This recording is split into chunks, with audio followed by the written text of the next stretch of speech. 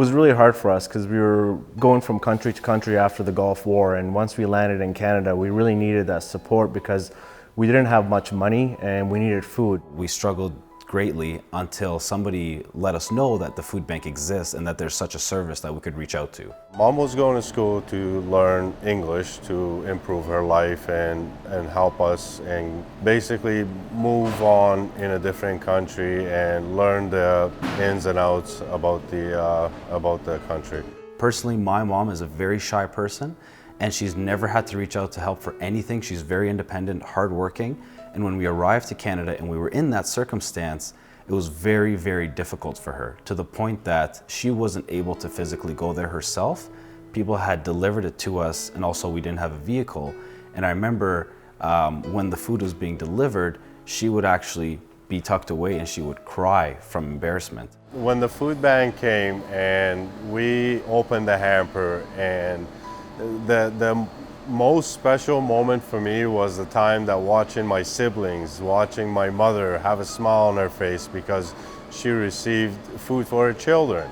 But the food bank, when they started helping us out and I had lunches and I had snacks, that was the last thing I had to worry about. Then I was more worried about, okay, how can I fit in with a group and how can I, learn the language and how can I adapt into this new space that I'm in.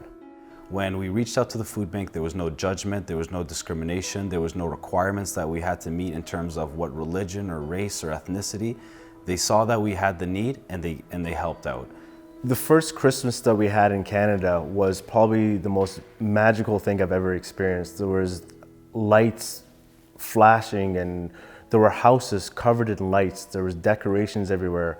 And I remember the first time we got this huge chicken, and I say it's a chicken because I had no idea how big turkeys were. At the time I was kind of confused because I thought it was a chicken on steroids, but we never seen a turkey before, we never had turkey before. So we were all crowded around our oven watching this thing cook, and when we sat down and had our first meal together, it was like the first time our family was relieved. To have a meal that meant family, that we could sit down around and enjoy, was incredible. And I will never forget our first turkey dinner that we had when we came to Canada. The best days for me were when I was on break or at lunch having my Rice Krispies that I got from the night before. The best days for me was when I was in school and I didn't have to worry about food and I was getting to eat alongside of other people on my break.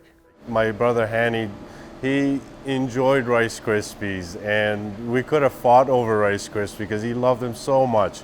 And he was super excited just opening the hamper and seeing that his favorite Rice Krispies were there. So growing up, my number one thing was I loved chocolate. And I specifically remember when they would drop off our hamper from the food bank and my mom would go through it and go through all the essential items that we typically receive. It is what it is, but when I saw that chocolate, it would light up my whole day. I cherished it, I loved it, and I would protect it with all my heart.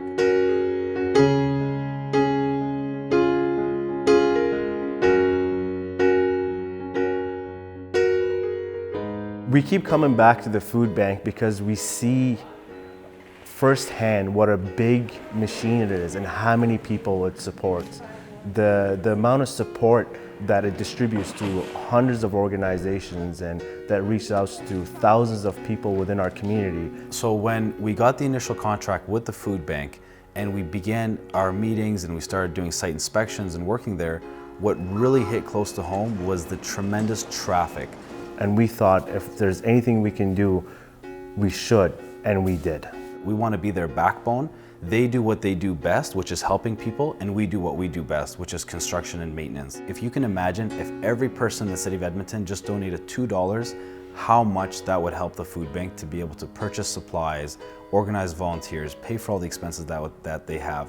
I think what gave me hope in the time of need was the community that surrounded us and the support that we received. The support wasn't just food, it was more of an acknowledgement that you're a human being. We're here for you, we're here to support you, and here's where it starts.